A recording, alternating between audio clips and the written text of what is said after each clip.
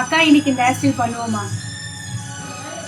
Student கேட்ட மாதிரி இந்த ஹேர் ஸ்டைலில் ஸ்டார்ட் பண்ணிவிடுவோம். ஃபஸ்ட்டு ஹேர் ஃபுல்லாகவே க்ரிம்ப் பண்ணிப்போம். செகண்ட் வந்து ஃப்ளவரோடைய காம்பு எடுத்துகிட்டு அதுக்கு மேலே பேர்ல்ஸ் ஆட் பண்ணிக்கலாம். ஸோ இந்த மாதிரி 3 பேட்டர்ன் ஆஃப் ஃப்ளவர்ஸ் ஆட் பண்ணி நம்ம வச்சுக்கலாம். அதுக்கப்புறம் ஹேர் ஸ்டைல் பண்ண ஸ்டார்ட் பண்ணிவிடுவோம்.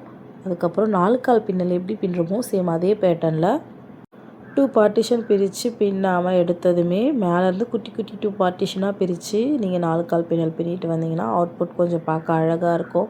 எடுத்ததுமே 2 பார்ட்டிஷன் எடுக்கும்போது அது ஒரு டிஃப்ரெண்ட் ஹேர் ஸ்டைலாக தெரியும். அந்த மாதிரி பண்ணாமல் நீங்கள் இந்த மாதிரி ட்ரை பண்ணி பாருங்கள். இப்போ மேலே பாட்டம்லேருந்து கீழே எண்டு வரையும் சேம் இதே பேட்டர்னில் நம்ம 4/4 பின்னல் பின்னிப்போம். கீழே வைக்கிற இந்த ஃப்ளவரோடைய வீடியோவை மட்டும் நான் நெக்ஸ்ட்டு வீடியோவில் அப்லோட் பண்ணுறேன். மறக்காமல் அதுக்கு ஃபாலோ பண்ணி வச்சுக்கோங்க.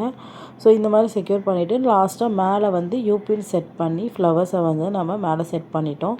ஸோ ஸ்டூடெண்ட் கட்டினா மாதிரி இந்த ஹேர் ஸ்டைல் ரெடி ஆகிடுச்சு. எப்படி இருக்குன்னு மறக்காமல் சொல்லிட்டு போங்க. இந்த மாதிரி யூஸ்ஃபுல்லான தகவலை தெரிஞ்சுக்க மறக்காமல் லக்ஷா க்ளோ சேனலை ஃபாலோ பண்ணி வச்சுக்கோங்க. பாய்.